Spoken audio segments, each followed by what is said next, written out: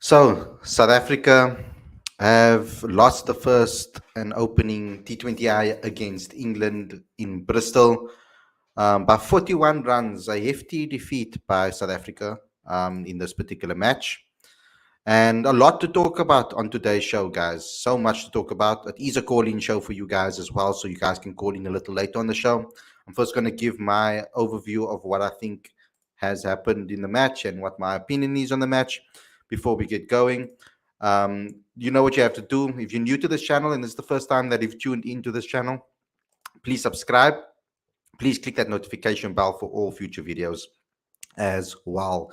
Now, I think I'm going to assume that a lot of people are going to trickle in on the stream as the time goes on. So please go share this on social media. We put links on our Twitter account, etc. So share that to everybody and all your friends that support the Proteas. Let's get into this review show. I'm really excited about it. Also, what you need to do right now is download the latest issue of Cricket Fanatics magazine monthly. We have an interesting topic coming out in the next issue. So please go ahead and subscribe. And then also become a patron if you want to help us grow South African cricket as well. This is going to be a frenzy show, guys. So you know the super chat is activated and it is on. So let's get straight into today's video. If you want me to answer your questions, please answer them.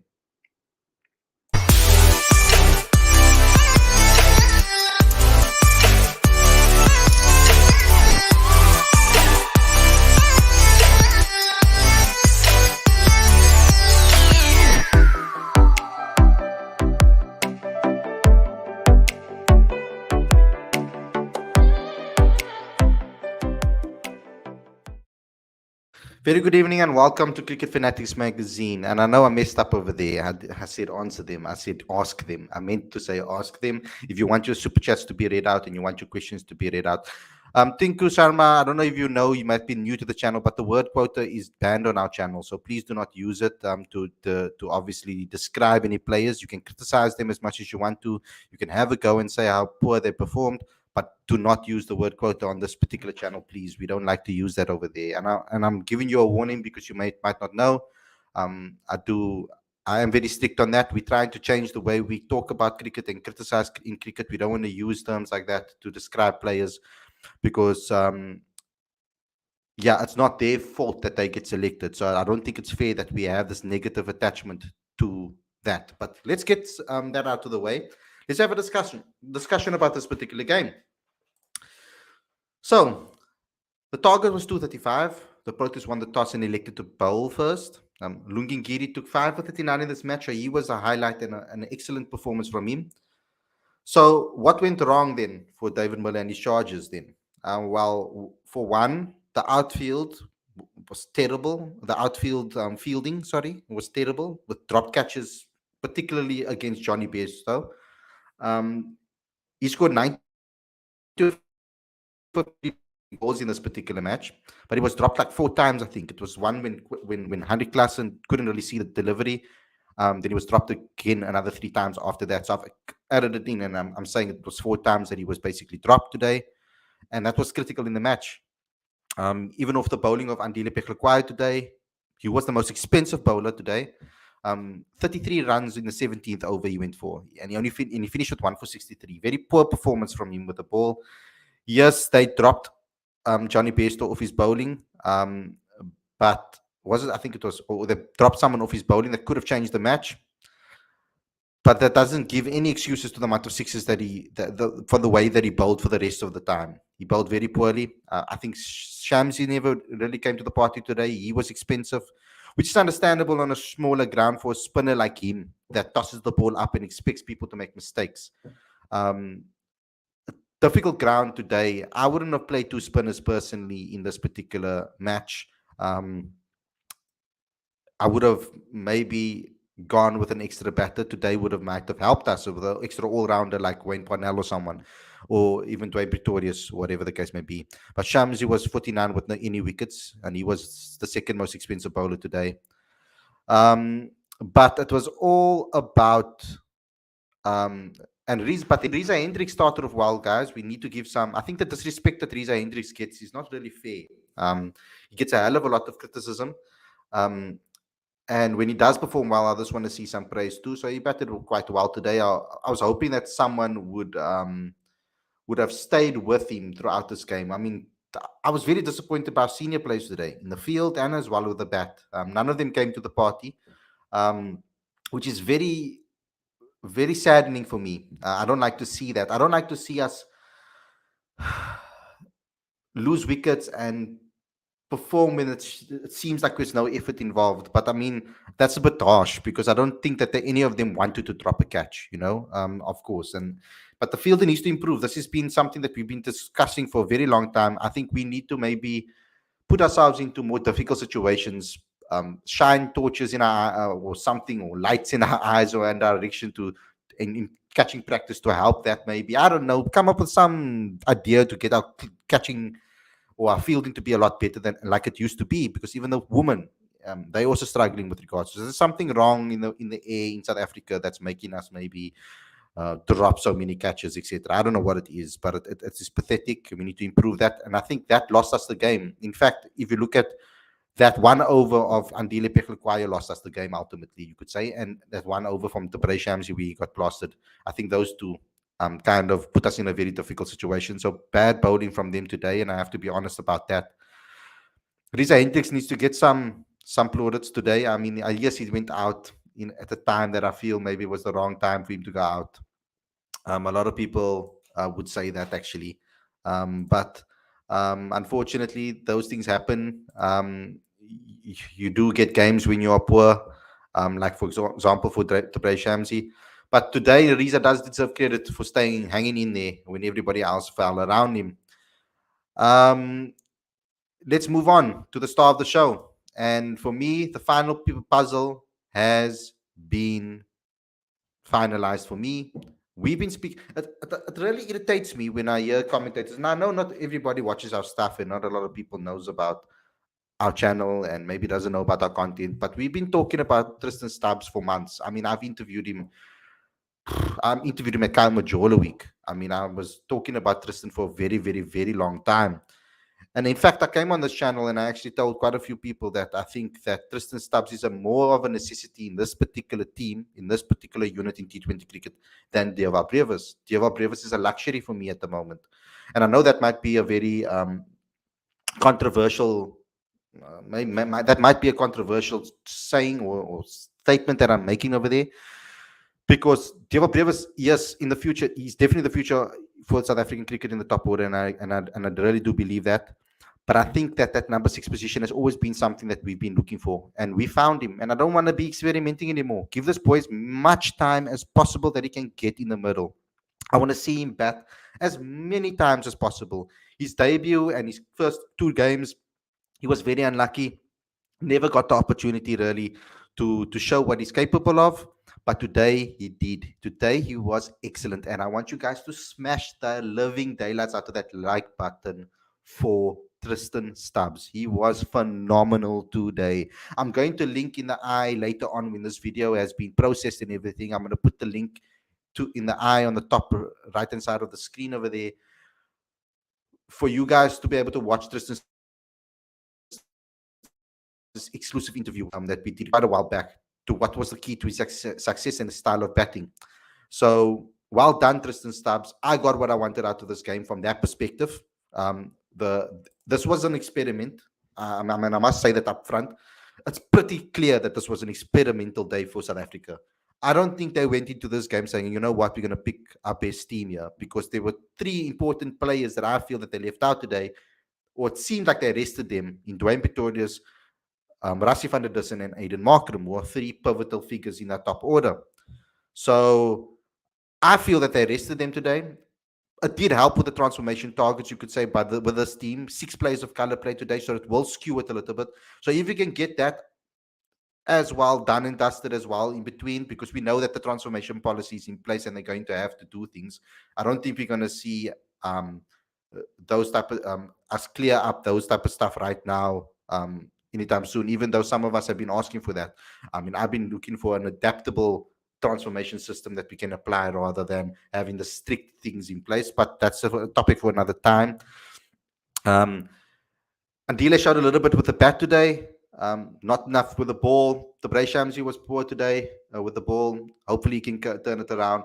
So those are some, and the fielding was poor today as well, and the batting from Quinton de Kock and our senior players. I was very disappointed with Riley, but it is his first game back in like a very long time, so we can't really judge him. I hope that they persist with him now and pick him for the rest of the series, so he can show whether that he can be that person in the team, either in for the number one slot or as a backup to Temba Bavuma, who I'm assuming will probably come back if once he's not injured, once his injury is over. So let's see what happens with regards to that. Um, but yeah, it seemed like an experimental day today. But we need to talk about two things, and that is the having to. I feel like we're almost forced into playing two spinners sometimes, because of Keshav's like captaincy attributes. Because I don't think that the two spinners was needed today. I thought we would bat with an extra all rounder. We could have. It was even possible to maybe go with three, in my opinion. But yeah, all in all, not the best performance, but there are some positives. At least we reached 190 guys in a chase. I know that it wasn't. It's a lot more than what we used to, but I mean we've seen it happen as well. We can get to that 190 mark. It's now time to be able to put ourselves in situations where we can finish off these games, chase games like England can chase when they perform. So yeah, I think we all know what went wrong in this particular match. But that's my 2 cents. Let's get the callers on the show. It's now time for you guys to call in and have your say on the show as well. This is not only about my opinion. So you can call in to have your say. First caller in is Lawrence. Welcome to the show. And we've got Ashwani waiting there too. I'm going to, if there's not too many callers, guys, then I'm just going to keep you guys online and you can talk all night until you guys get drowsy and tired. So let's start with Lawrence. First and foremost, bro, your assessment of the game. I first want to get your thoughts on where things went wrong for South Africa, what your assessment of the game is. How are you feeling currently as a Proteas fan? Because I'm kind of slap bang in the middle. I'm not too upset because I feel that they wanted to experiment and rest a couple of players and stuff like that. But then I am also upset by the way our fielding and about everything that went wrong that I've mentioned before. So I'm like 60-40 in my feelings at the moment. Maybe it's because I'm living off the fumes of me being tired. I'm very weird when it gets to this time of the night, guys. So bear with me. But Lawrence, take it away. No, I think that's quite a fair assessment there, Khalid. When the lineup came out today, yes, I was a bit surprised because I think normally when South Africa play a first game of a series, we normally go in with our strongest team. But I do think in this game in particular, they wanted to try a few options. And yes, we maybe didn't play it our best, but I think we gotten a few answers today, which is a positive, a major positive for us. And one of those positives is Tristan STUBBS. I think he was excellent, but I'll get to him in a minute. Yeah, I think we started off well with the ball as well. I think Lungi and KJ Rabada up front, I think they did well with the ball up front. I think Keshav Maharaj also bowled pretty well. I think it was just his last over, they went for a few runs. Um, there's a major concern when it comes to the Brace MG, though, for me. And I've said that this in particular, when we play the series against India, I know he's still a number one guy, a number one spinner, but I think for us to do well in games and going forward to the World Cup, I think we need the Brace MG at his best because South Africa generally win games and generally do well when Shamsi bowls well. We've seen it in the West Indies last year, leading up to the T20 World Cup. We've seen it in the T20 World Cup. I think he did brilliantly for us well in the World Cup as well. So I think he needs to tidy up his game. Maybe I don't know if it's a mental thing or it's a tactical thing. Maybe he needs to tweak a few things and to get the best out of him. But I think there's work to do there in that regards. In terms of where we lost the game today, Khalid, I think it's pretty simple. We lost in the field, like 3, 4 drop catches, missed fields. I think if you're gonna count, you can basically count the whole 90 odd runs of Johnny Bairstow because I Four think the times, first bro. drop 4 times. I mean, he got dropped when he was on like 20 something, then on 40 something, and then on 60 odd, and then on 80 odd. Like it's crazy. And I think that's where we lost the game. A lot of people came for Andile today when he was elected, but I wasn't surprised by it. Maybe I was a bit surprised he, he, him getting him in the first in the first T20, but I wasn't that surprised though because he did have a good domestic series. He then went to Zimbabwe, the A tour in Zimbabwe. He was the player of the series in that series. He did well with the ball as well as with the bat, and he played well in the tour games leading up to the ODI series. So I wasn't at all surprised, but I think where we did fall short in the bowling department is not having an extra bowler. If you remember back to the India series, where we played the two all rounders, Mm, we had six bowlers. So when one bowler is going, there is a backup and a specialist backup. And I think that's where we missed the trick today. And that's where in my side, I think on your show the other night, I did play both um, Pretorius and Wayne Parnell in the team because I just feel like the two all rounders just gives us a bit of stability mm, and a bit more balance to our bowling attack. mm. So that's on the Can bowling I front. can I just ask you something quickly before you continue? Something, Because I'm trying to analyze it and understand South Africa's point of view over here. Because when it comes to the quota system and selecting, and I saw the reactions when the team was selected yeah, at the beginning on Facebook, on Twitter, and etc. People were upset. And I said, "Just calm down, guys, because we don't know the reasons. There is going to be obviously a press conference. Well, Louis Giri is going to be in the presser, so I doubt we're going to get too many answers in that, maybe. But it does seem that players were rested.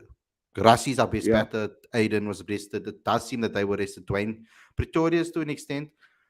But even if you take Andile out and you replace him with someone else, we met the quota targets in this particular team. yeah, we did. Yes, Yeah, we did. we met it 100%. So they could have played someone like Wayne Parnell, and Yeah, there would have still been six players of color. So it wasn't the. I don't think they picked Andile because of color today. I think they picked yeah, Andile because they wanted to see what he had to offer, and then he got that yes, concussion, yes, and then they also wanted to see what he could do with the bat as well. I'm sure of that yeah, because he's spoken about improving that.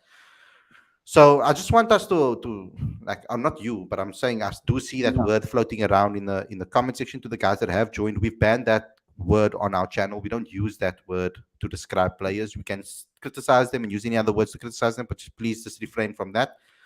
Because I don't think that was the reason why he was selected today. I think there was honest to God, I feel that they I tried think to test a they couple of just wanted things. to. Yeah, I just think they wanted to reward him because of good performances. You know, he had he didn't have the best of seasons last season for the Proteas, and then all we ask for our players is when they don't do well international stage, go back to domestic cricket and do your thing. The same with Clarkson did the same. They rewarded Clarkson with good performances in the domestic scene and in the A series as well. So I think they just wanted to reward Andile as well. So maybe moving forward now they can see that okay maybe Andile isn't 100% a guarantee now in the side. So Yeah. maybe going forward they can make that change, maybe bring a Parnell in or maybe bring a Dwayne in. But and that's the beauty of today. Like there's a few answers that we got out of the game tonight. So it wasn't all that doom and gloom and all bad. I think there were some positives, and especially when we come to our batting, we didn't start off great today. Again, Quinton, it was a horrible start. But it was a Yeah. long up in the middle of the wicket. It just slapped it straight to cover. We didn't go off to a good start. I think after that, Klaassen and Riza tried to. I think they made a 60 odd partnership over 30 odd balls, but it was mainly Riza getting the runs in that partnership. Klaassen hit a couple of boundaries, but he wasn't at his fluent best today. And then Stubbs came in, and that's where the game changed. You know, I find it so strange, Khalid. And I'm not surprised, bro, about Stubbs. I mean, I'm not surprised either. I'm because I not mean, I've surprised been either. following his career for Yeah, 3 years, 34 years now. So when he was player of the tournament in the Kai Majora week. I interviewed him. I'll never forget that day because he's so much taller than me. So I'm standing up with the mic and I'm like pointing it up at him, and he's like chatting Yeah, basically almost down to he's me big. Eh? He's big. as a big lad. And I saw him that time already. And I was like, gee, he was player of the tournament as an all rounder actually in that tournament because he bowled really well as Yeah, well in the Kai Majora week, and he could hit the ball a long way. So I always knew about him, but I think um, the coaches at the Warriors, particularly Bakir as well as Coach Robbie, they need to get some praise for what they've done with Tristan Stubbs yeah, because definitely, they gave him the definitely. freedom to be able to really shape his game. And I want to give some credit to them because I mean what Robbie's done with some of the players over there, like Vian Lubbe, like Tristan. We had both of them on the show as well together on one show, and they spoke about it too. Um, they spoke about what the freedom, and I think that freedom has really helped them, and that will really help all of our players if we give them the freedom in domestic cricket to Yes. play the way they can, and they play the natural game. Um, And, but yeah, so, and another thing that I picked up what Stubbsy is when he walked out, he just seemed so calm and relaxed, and he wanted it. You could see in his yeah, face, he just wanted it. He was grasping the moment. It's almost like he yeah. told himself, "This is my stage. I'm gonna sit the light." And without guys like Quinton, even like Riza, especially Heinrich Klaassen, you could see in their face like they were nervous. They were laggy. It didn't come off. I know Riza played well, but like Heine Klaassen was just a shell of himself today. You could see it in the field. He was just I'm absolutely gonna. nowhere today. And Can I just and stop when you there because Stubbs I want came to in, continue. I just want to stop you there quickly, Ron. Sorry, I'm sorry to interrupt you. Ashwani he only has 5 minutes. It's late in India. Can I just? I'm gonna get back to that okay, 100 sure, class because sure, it's sure. something I wanted to actually ask you. But let me just get him his summary before his battery Yeah. dies. Um, Ashwani, you just go ahead. Give me your summary of the match, bro, before you leave us. Yeah, I think it's a fantastic victory for England and South Africa. I think they experimenting their team. I think due to the back-to-back matches scheduling, I think it's one of the main reason for me. But it look like maybe silly one, but I think it can be one of the main reason because of the back-to-back scheduling. They want to try and test it the players, and I think South Africa has around 5 to 6 matches before the World Cup. So I think they want to test it their players. That's why they fielded this team.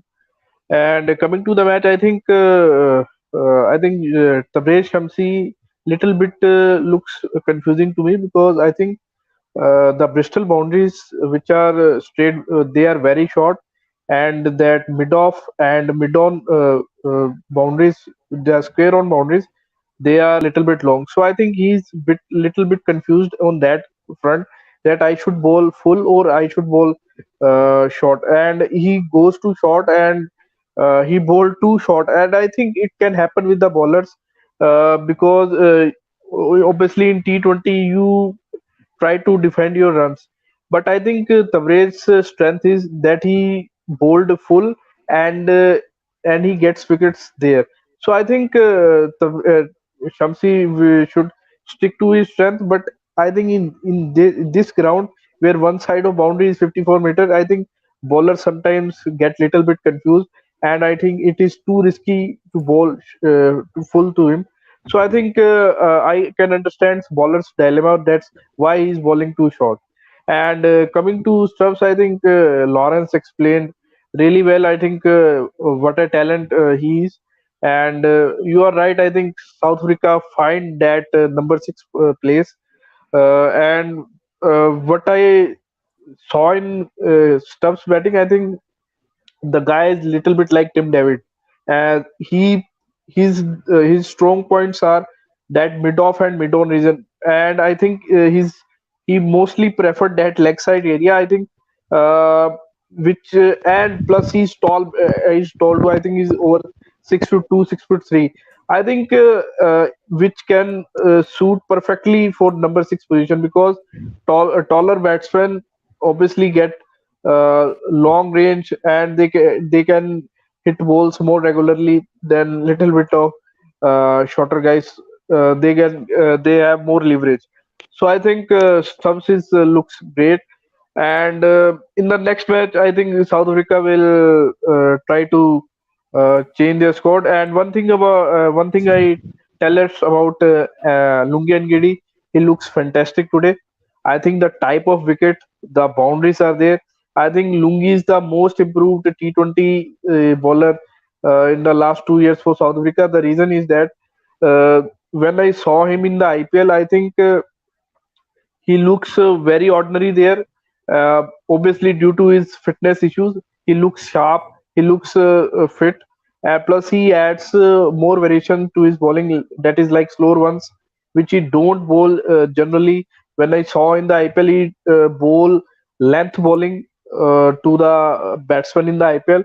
But today, I think the wicket demands the cutters in the wicket because obviously when ball is gripping it is hard to play the shot and Lungi delivered it well. And in the and my last point is from the all-rounders point of view. I think Andile. I'm very disappointed with Andile's performance because I think today is a chance for him that he can show his talent. And I am agree with Lorenzo that they can try win Parnell at 7 or 8 because it gives South Africa the extra luxury of six bowler where South Africa lacks. Okay. Thanks, Ashwani. Okay, Thank sleep you. well, brother, and thank you for giving your points. We'll speak to you again soon. Okay, Lawrence, some excellent points made there. But let's continue with yours. I want to actually know where do you stand now with Andy Klassen, because I know you're a fan of his. I mean, I've always been calling for Tristan Stubbs to be that number 6. He was always my first choice. Even with Andy Klassen performing the way he did, I was always like, no, we need to invest in Tristan Stubbs in the future. But when players are in form, you have to reward them, and that's why I felt Yeah, okay. Andy Klassen deserves his spot because he performed when he got given an opportunity. So it's a very tricky situation, but it's also a good situation to be in for South Africa because now we've got our it's a backups very in form. yeah, it, it's a very good situation to be in, to have two informed number six batters, so you can go either way. And that's what I said. This is where like for like replacements comes in. The reason why I was against um, Klaasen being dropped was because people were mentioning players who doesn't play a similar role to a Klaasen. But if we do pick Stubbs ahead of Klaasen going forward, then I have absolutely no problem with that because it's a like for like replacement. That's what we've been What talking Klaasen can do, about on this Stubbs can channel. do. Maybe he can do maybe Like even for better. likes. So you broke up there. I didn't hear you there. Oh, I said that's what we've been speaking about is like for likes. So smash the like button, guys. Like for Yeah, likes yeah, is let's what we see. want on this. We've Yeah. been talking about So it for so long. We get up.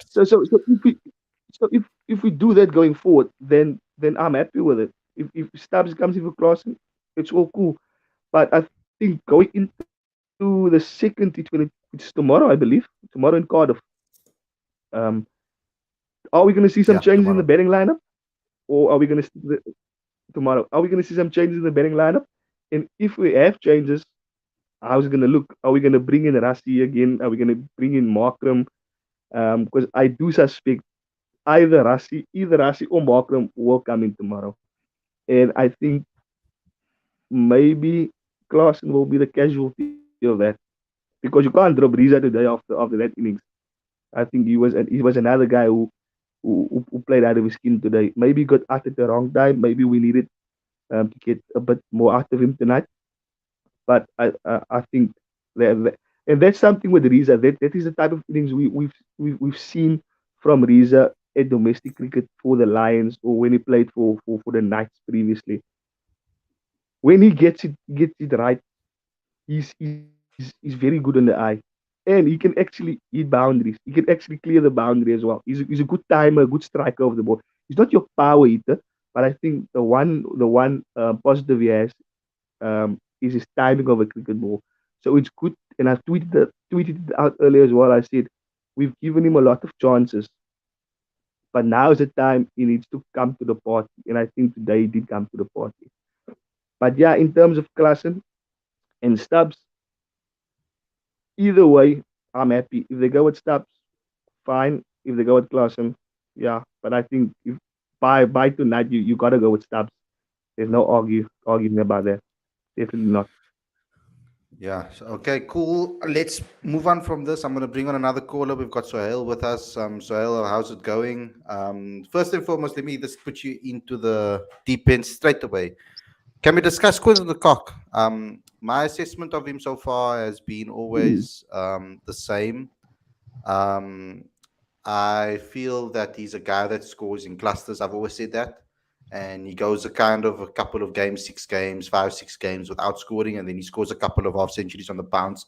Go look at his record There's a, and go look at his runs there's per one big, like there's one quick point, call it. There's one quick one. I think the with Quinton also that I've picked up, it's become a bit of a pattern now. yeah. Whenever we set totals, he does well. But as soon as we chase big totals, he always fails. So maybe that's something we need to think about.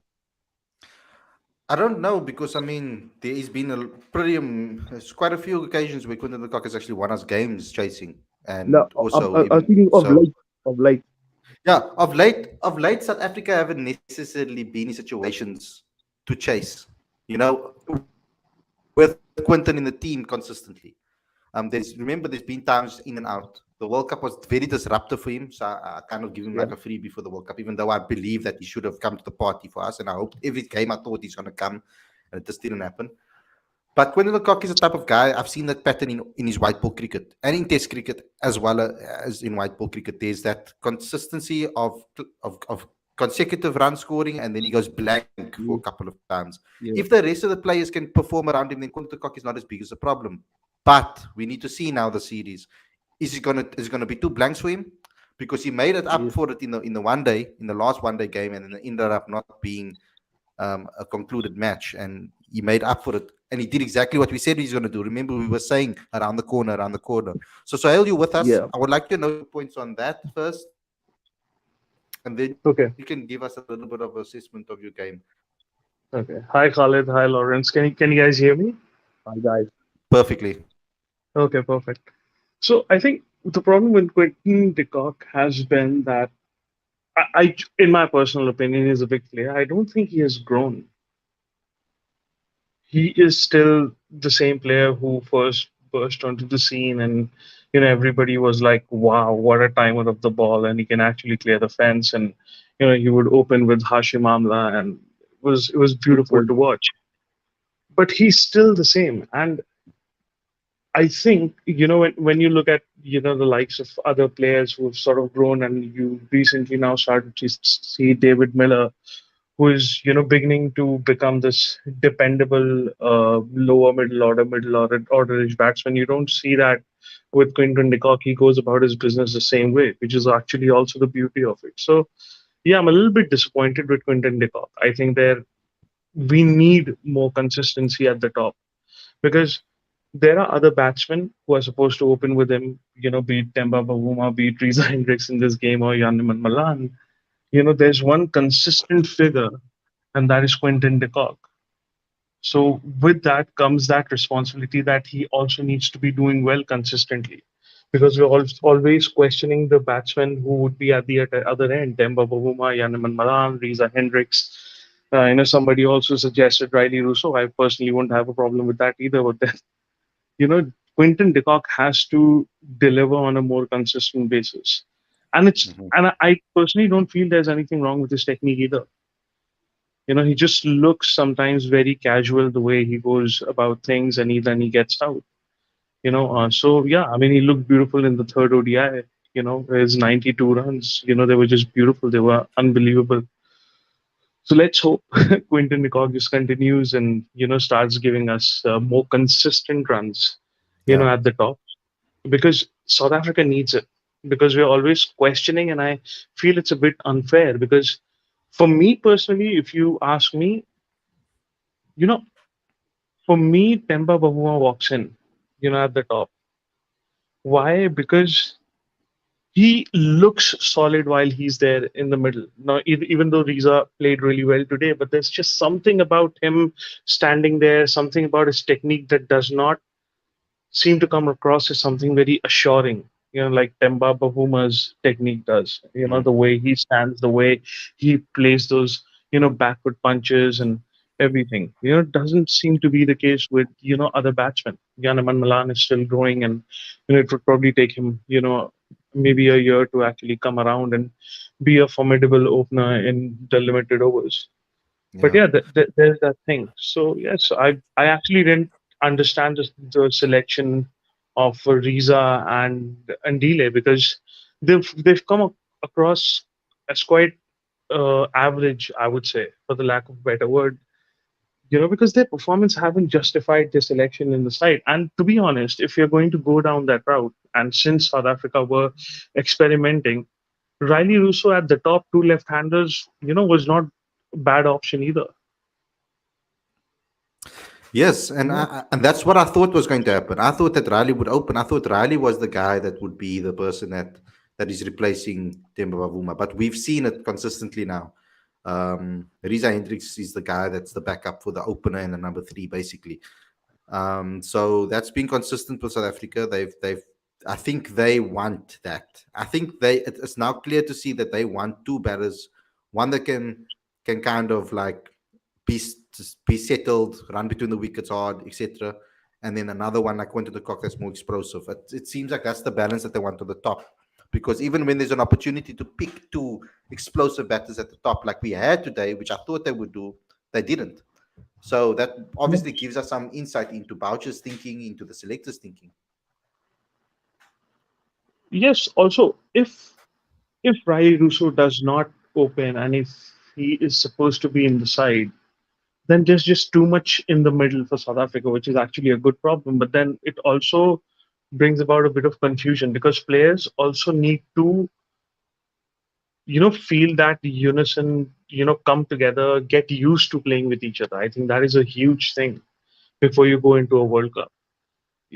Even a number three should know that who's coming after me, what his approach is, what kind of game he plays. So how should I start? How should I build my own innings?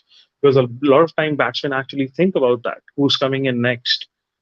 And it's very Yeah, important for batsmen to actually get used to the lineup, to the people who are coming before them and after them. So I think that needs to be that consistency. I personally felt that, even if not in terms of bowlings, because with the bowlers, the thing, especially the faster bowlers, there's a risk of injury. yeah, The batsman, the batting top six could be consistent throughout, without much experimentation, to be honest. yeah. You know, you True. you got you got Riley Russo back, fantastic. Get Riley Russo in, get him to open, play the three T20Is. The batsmen get used to each other. Maybe we see a few couple of partnerships. That goes a long way in understanding each other's games. Because I also, kind of really like Aiden Markram in the middle. He has sort of Mm, reinvented himself. He was an opener when he started, the way he plays. Because when he bats, initially the criticism around Aiden Markram was, with his ability to play spin. yeah, That is not really a problem anymore. He can actually rotate strike. So he has actually embraced and accepted the fact that he is now a middle order batsman, and he has David Miller to follow. And with number three, with a rock, a ball of South Africa, as I feel, is Rusty van der Dussen. So in that case, that looks very solid. Why mess with it? And I would want, before the World Cup, now South Africa does not have as many games as, let's say, an England, before the World Cup. I would want them to go more or less with the same batting top six, and I would want them to get used to each other, mm, understanding each other's game. yeah. Yeah. Harshit actually put an amazing comment in the comment section, and I agree with it 100%. He says, Hardir, right or wrong, but Riza's selection at least shows that the management backs a player firmly, and the thinking is clear. Whether it's correct or not is another discussion for another day. But clear thinking is nice, and I like that we are seeing some Yeah. consistency. So with regards to the South African team, they've been very clear in there. I wish they could be a little bit more transparent. I mean, it would be great if they came out today and you said, you know what, guys, today was an opportunity for us to try a few new different combinations. It also was an opportunity for us to maybe get our quota numbers a little bit more leveled. And also on top of that, it's also an opportunity for us to see what our younger guys have to offer in the pressure situation and to see how we can chase. That would be an amazing presser for me. For them to come Yeah. out there and be completely transparent with us. But unfortunately, that's not how sport works. Coaches like to keep their cards close to the chest, etc., and allow this narrative to spread around. But I just think that with the negativity that happens all around, especially on social media, you can prevent that from happening by being clear with the audience and explaining to them. Because then we might not see. Because I don't think the player deserves Yeah, that. The management should get the flack, not the players that were selected. That's what I get upset about. Is criticize them, yes, but to be rude and demeaning, almost like they pick themselves in the team. That's where I get a little bit funny with that.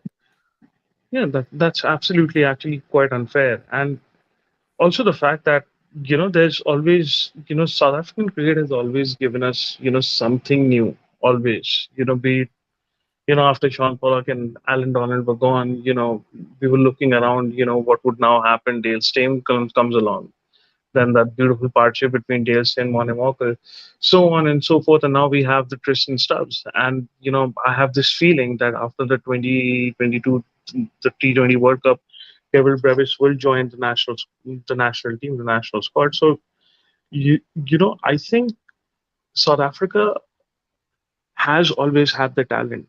And I was actually, at work, and the day AB de Villiers retired, and I was really sad. And my boss actually came along and he said, "Okay, let's go for a walk." So, so I actually went for a walk, and he told me that, "Don't worry about South African cricket.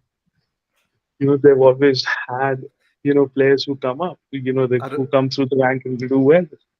I don't know if any of you guys read my columns and stuff when I was working at another place, which I don't like to mention on this channel and give them airtime. But I wrote a piece saying that the AB de Villiers' retirement was a slap in the face to South African cricket. And I got death threats on social media. I got completely destroyed. The piece went viral, got loads and loads of reads and stuff, but I got completely destroyed online by that. I like actually had to stay away from my phone for a little while just to stay away from everything.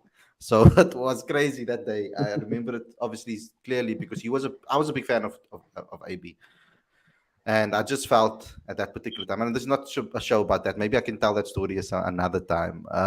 Lawrence, you're back again. Your thoughts on Quinton de Kock? I've said it on the last show we did. I said Quinton plays like he still has the Hashims, the ABs, the Fafs in the side. He doesn't take responsibility. Okay, some like in the previous ODI, in the last ODI, I think he did value his wicket a bit more. And sometimes we do see that with him. But this is where you mentioned something earlier, lack of consistency. He doesn't have that. He scores two, three big scores, then he goes like 6, 7 games where he goes blank. So for him, I think it's more about just applying himself a bit more, being up for it. I think that's also a huge thing with Cody. If he's up for it, he's gonna come off. But I think most of the guys who watch Quinton now for a long time, we know already when he's not up for it. Like when he's lethargic, his body language is down.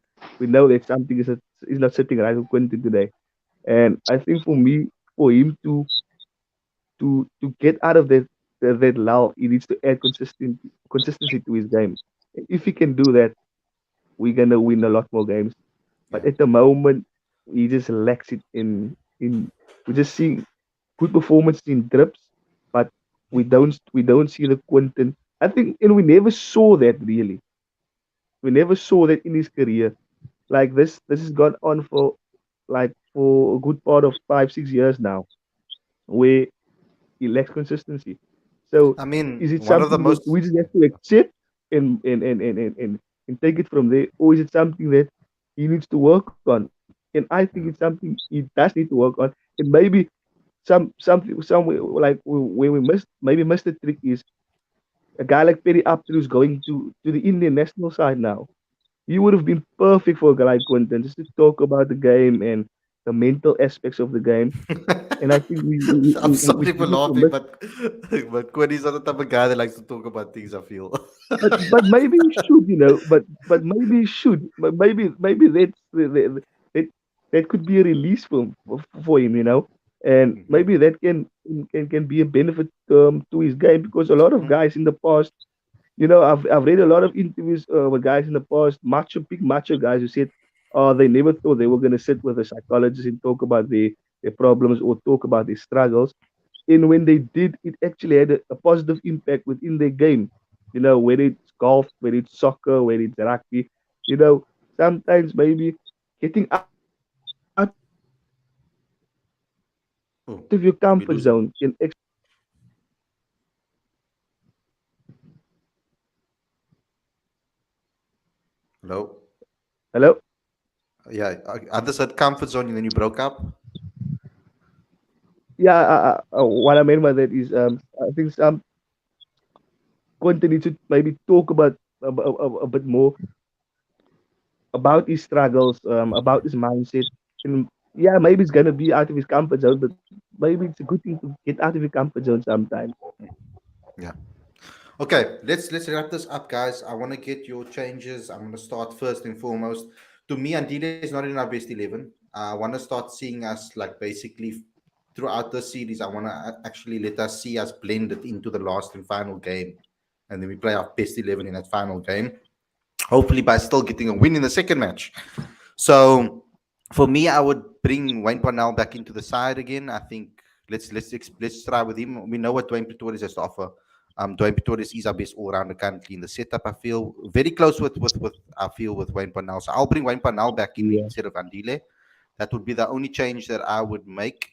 Um, I think going in, maybe think about that second spinner, dependable on the ground. Um, if the ground is a little bit, because I think Aiden, Cardiff's no, sorry, ground, sorry, eh? Cardiff's gonna be another small ground, similar to today. Yeah. Okay. Cool. So let's see. Let's see. Maybe they will play two spinners, but I would prefer if we can maybe bring Aiden back into the mix again and Rassi. That would be Yeah. also awesome. That is maybe sacrifice Larson as a batter and maybe one of the spinners, and you can maybe bat a little deeper perhaps. But I want to see Rassi come back in, Aiden come back in, and I want to see Wayne Parnell get an opportunity. No. Um, for Sohail, what would you what would be your changes, and then Lawrence can end off with these. Yeah, I'd like to go with one Pretorius. He's not as quick as Wayne Parnell, but he's more accurate and he knows what his job is. Like he has bowled a few overs in the last 4 or 5 where offside, outside the off stump Yorkers, he's good at that. So let's just keep it at that. Let's not, I would rather, pick someone who can actually do a consistent job than expect Dwayne to come out and actually take 5, 6 wickets. So he bowls 2, 3 overs for me, does not go for many overs, does not go for many runs at the death. For me, Shamsi would sit out because he's a bit like Yuzvindu Chahal. He's not Rashid Khan. He's not quick through the air. For him, it's about deception in the air. So if he tries to bowl flat, he ends up bowling short, and then he goes for runs. For now, so he can sit out. A quick bowler may come in. For me, Nokia should come in. Okay. I think they must pick and choose. What's nice about having a squad, and the whole point of having a squad is to be able to pick and choose according to conditions.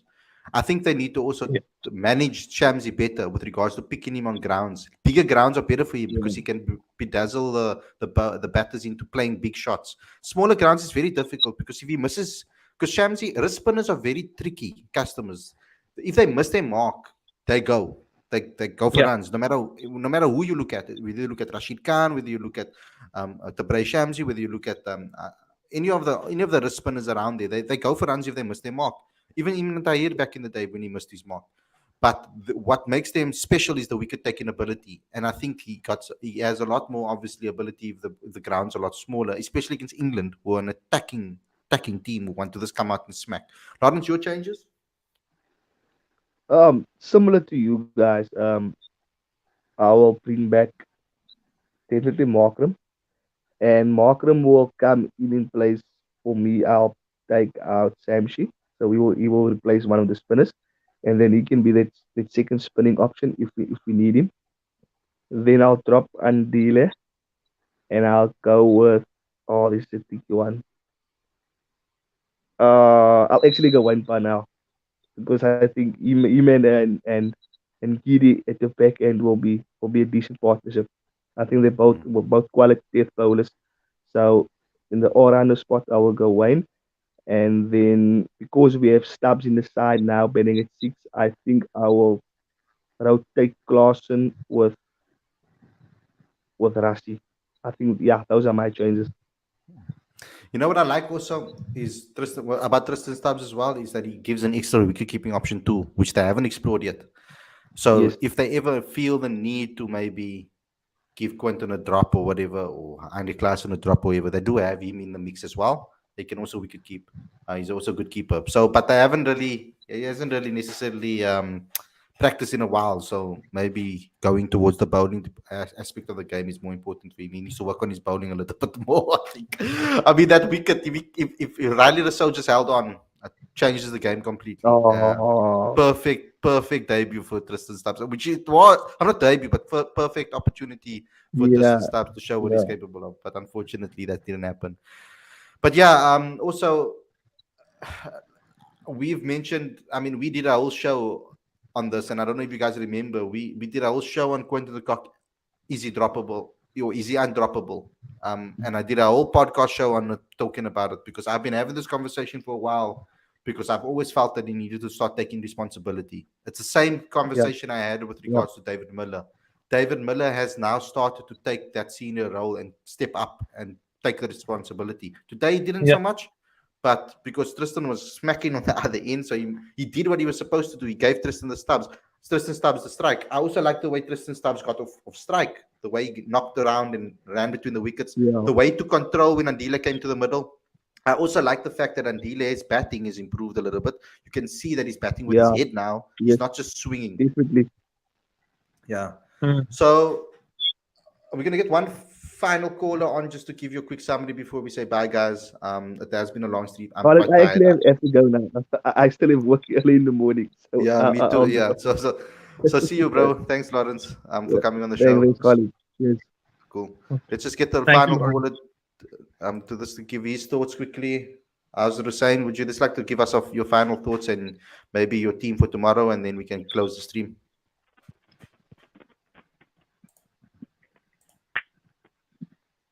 Hello. Hi, hello, guys. Can you hear me? It's a bit Yes, I can delayed, hear I you think. perfect. Yep. Can hear you perfectly. Okay. My thoughts on the game was that we bowled well. I think we bowled decently. Just our fielding let us down. Lungi and Gidi bowled very well, but I also just feel that in our batting side, our batting was good. We pushed, we got them to a we were in the game until the 16th over, I think it was. And then the Chris Jordan over, that's where we lost the game. If one of our senior batsmen actually batted for a period of time, we could have won this game. If Yeah. De Kock or Riley or so took us, made a 20 or 30, the game would have been won. We just needed one of our senior batsmen to bat throughout the game with Tristan Stubbs, and the game would have been won. That's my thoughts on the game. And my starting 11 for the next game is, I think we drop Andile Pelakwayo and we bring in Dwayne Pretorius for like off cutter bowler. Then we bring in Wayne Parnell, and I think Shamsi will have to get the cut, unfortunately, because the conditions just weren't suiting him at all today. He was just all over the place. His lines were all off and his lengths were terrible. I feel that if Shamsi would have settled actually if Klassen took the catch of his first over, definitely, because he's usually that batsman that once his bowler that once he's a confidence bowler. So once he gets his stride in and once he gets in going, he will play. But once that drop catch went out and he went for six, his momentum just was lost and he was lost throughout the whole game. You know, I feel like Adile can't multitask because at the beginning, we were like, oh no, he's getting selected because he bowls well and he was one of the best T20 bowlers around in South Africa at the time. He wasn't conceding much when he came onto the scene, and it was his bowling that stood out. And then all of a sudden, he's focused on his batting. His batting is looking a lot more mature and better. Now his bowling is suffering. So he needs to sort that out and get consistency in both. I do believe that we got two all-rounders that are better than him currently in the T20 format, and that is both Dwayne Pretorius as well afterwards Wayne Parnell. Dwayne Pretorius is my first choice all-rounder. He showed what he's capable of with the ball in the World Cup. He was excellent, and that's the highest level. So we can't necessarily just suddenly decide to pick someone else. Wayne Parnell gives the left option, gives a nice balance. So having both of them in the team would be great. But if we can't, then I will go with Dwayne Pretorius. But for now, with this experiment that we're going with, let's see what they do tomorrow, if they're going to experiment again. I do think that a lot of those players will probably be rested, and the guys that were rested will probably play tomorrow. I think because of the games are back to back, I don't think they wanted to play our best team in both games. They decided to maybe give the other guys an opportunity in the first game, which was an interesting decision to make. And I would like to hear what others have to say about it. But Khalid, I got a question, right? You see on England, when I was looking at England, they have 7 bowlers that can bowl if a bowler bowls wrong. They got Ali, they got Liam Livingston as their backup bowlers. Yeah. We are struggling to find a 6th. Surely we should have a 6th and a 7th. So. We should have, like, for example, like we have our stock standard, we gotta have our 5, but we should have those 2 batsmen that can turn the arm and bowl us 2 overs or 3 overs here or there. When we had a problem like today with Shamsi, we needed someone to come in that was actually like a good specialist bowler that could come in and take us through. Yeah, I think they're hoping for Tristan STUBBS and Aiden Markham to do that role and share the responsibility. Tristan was very off today. I don't know what went wrong in his head today, but I've seen him bowl a lot better than that. I know he's bowled a couple of pies, maybe in domestic cricket as well, but he's getting better there. But if you play Aiden Markham and you play Tristan STUBBS in the 6th position, you've got 2 extra bowling options over there. And you have the option of playing both Dwayne Pretorius and Wayne Parnell. You do not have to play Keshav Maharaj and Tabraiz Shamsi both in the team. I think one spinner should be enough, dependable on the ground. So for me personally, you can have a very deep batting lineup. We could bat until 9 if we really wanted to, if we select the team correctly. But it's interesting to see what they're doing. It does seem like they're trying to fill out the team and find that extra positions and extra players to fill out the squad completely. Because I thought we were two or three players short in the World Cup from a backup perspective. I still felt that we didn't go there with a full strength 15-man squad. I still think that we have like 3 or 2 positions missing from that T20 World Cup that we played last time. So let's see what happens with regards to that. I think I would like to see the approach tomorrow and what they do. Let's see what happens when they pick their best 11. I think they will pick probably the closest to their best 11 tomorrow and on in the next game. What's going to be interesting is with Tristan STUBBS' performance, what decision are they going to make? Because now they haven't had a chance to see what Riley can do. Riley's played one match and hasn't really gotten much time to show what he's capable of for South Africa again. So what are they going to do with Riley? Because Aiden comes back into the team and Rassie comes back into the team. So will they now drop someone that is in form in Riza Hendricks that has scored a 50 and put someone like give Riley another opportunity? Those are the type of things that we've been crying about when it happens with a player of color. When a player of color comes back in afterwards, when a white player has performed well, etc. We have been crying about those things and saying, "Oh no, that's unfair." So I just want to see how the fan base reacts if Riley does get an opportunity. Because we've seen guys get dropped after having one bad game. Look at Vian Libber. Look at Jacques' name is Jacques Schneemann. So we've seen that happen before in the past. So I just hope that we do find a way on deciding what direction we're going to go to, because Riza Hendricks is now shown that when in situations when the team and everybody else doesn't perform, he does. It happened like that with him and Bavuma in the World Cup too. When everybody else failed around them, they came to the party and won us a game. So it's consistent. But when everybody's hot and doing well in certain grounds, then we see. I still think Riza has a bit of issues with the moving ball. That is still something for me that you can see with a straight drive. He often gets nicked off because of no foot movement and playing very wide. But yeah, that's a story for the day. Let's just get your I final think thought, that guys. I think that Riza cemented his place for the opening spot for the series because he played very well in this game. So I think for the next two games he should stay an opener.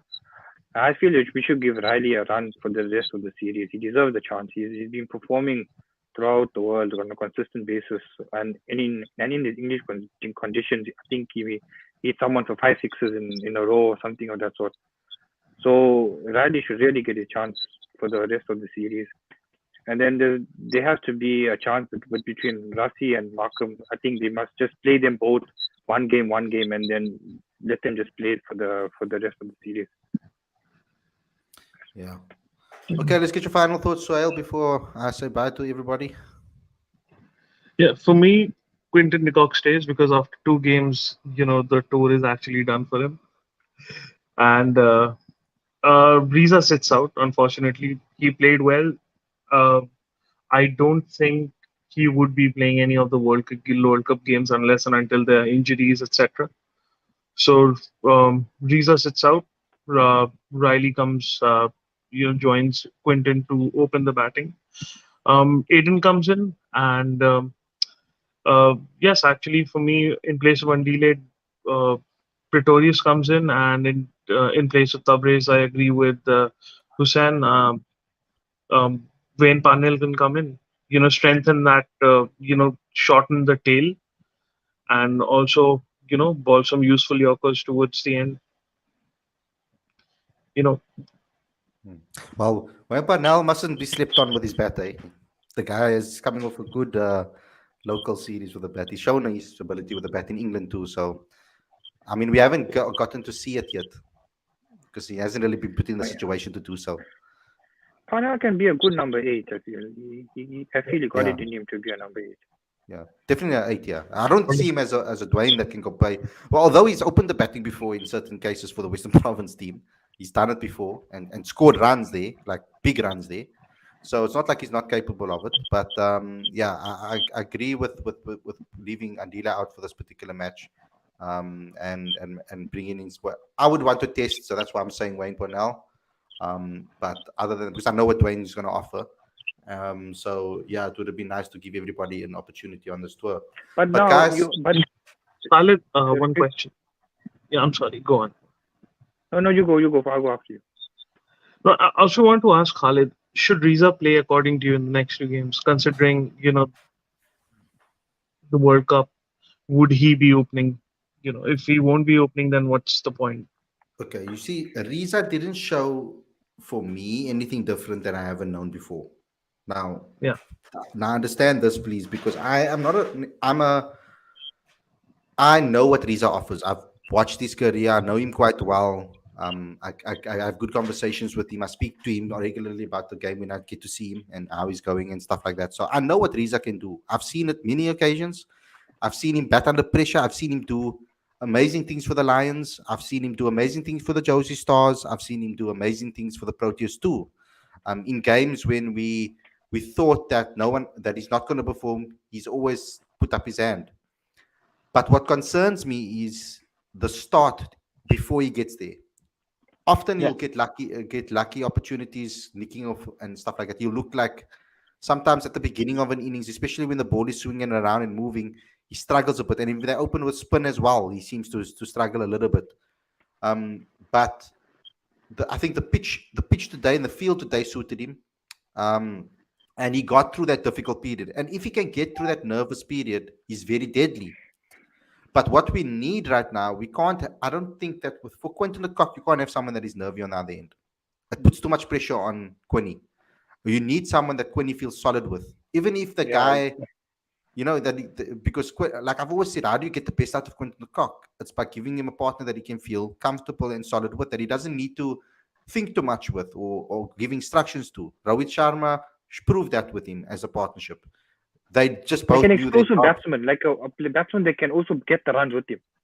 Yeah, it doesn't necessarily have to be an explosive. It's just someone that can really can foil him at the other end. I feel. I think someone when the pressure is getting on, when Quinton de Kock is struggling a bit, right? Then I feel that someone like Temba or someone like, you could say Riza now, but someone like Temba or someone like Riley could take the pressure off him.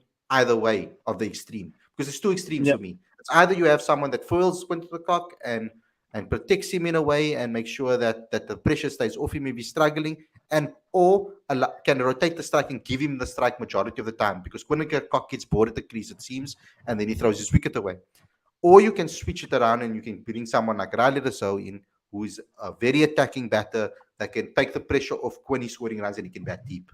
Those should be the two options for Quinton de Kock, because he's very destructive in the power play in T20 cricket. And I think he needs to find a way to exploit that. If he can get 40s of 20 balls consistently, I'll be happy. He doesn't even need to get a half century from me. If he can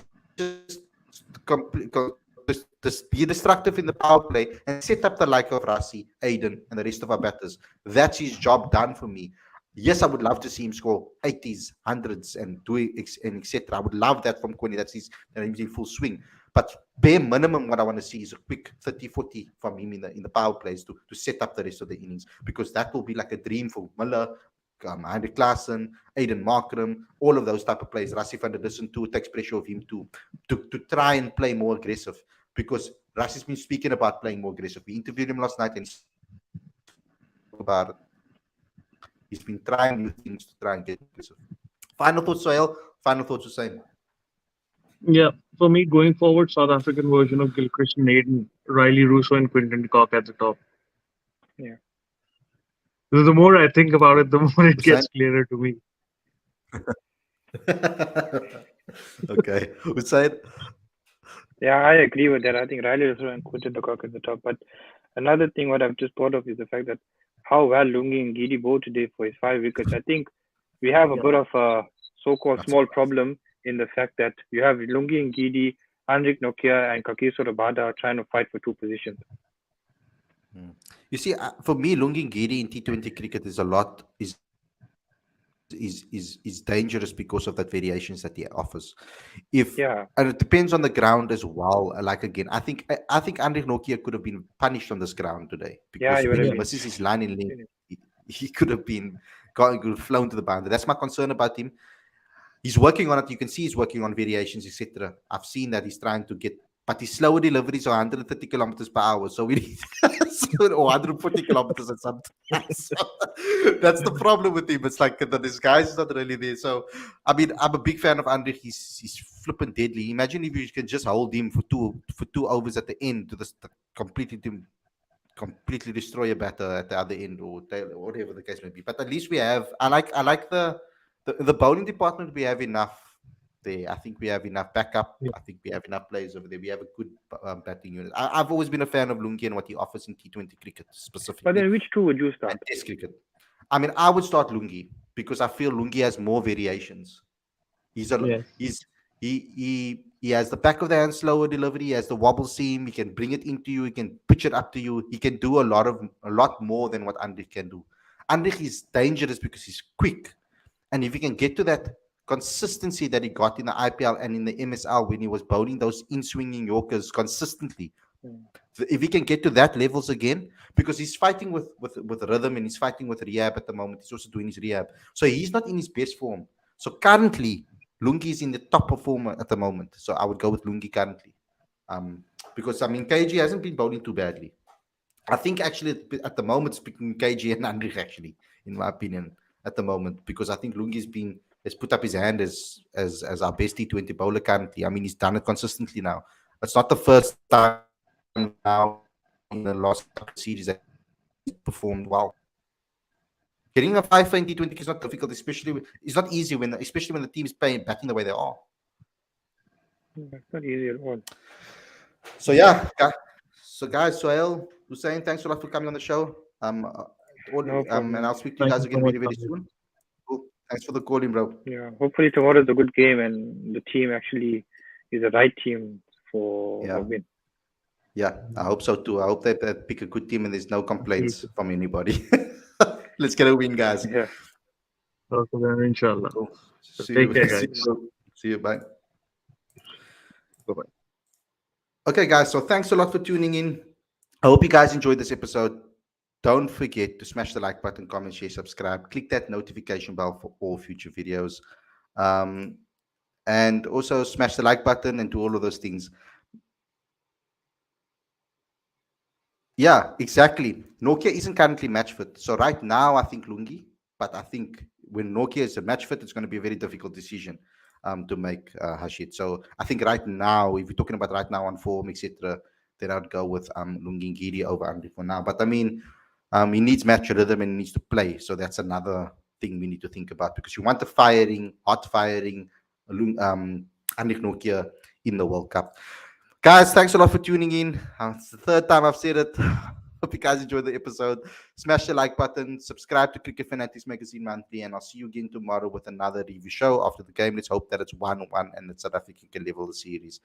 To all of you guys, sleep well. Thanks for joining in so late at night as well on the stream, and I'll see you guys very, very soon. Take care. Peace.